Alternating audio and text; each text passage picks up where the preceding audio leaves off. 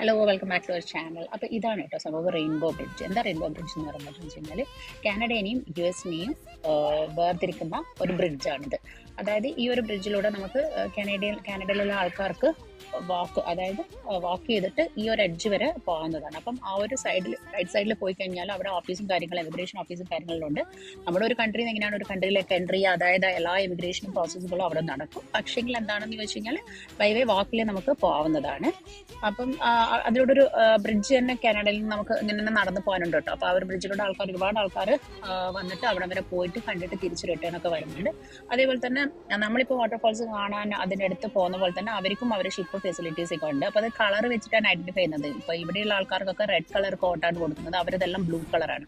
എന്തിനാ ഐഡന്റിഫിക്കേഷൻ എന്ന് ചോദിച്ചു കഴിഞ്ഞാൽ ജസ്റ്റ് ഇവിടുന്ന് ഇപ്പം കാനഡയുടെ ഒരു ക്രൂസ് സ്റ്റാർട്ട് ചെയ്ത് അവിടെ എത്തി അവരത് ഏതെങ്കിലും ഉണ്ടെങ്കിൽ അത് തിരിച്ചു വന്നതിന് ശേഷമാണ് നമ്മൾ അഗൈൻ വീണ്ടും പോകുന്നതുള്ളൂ.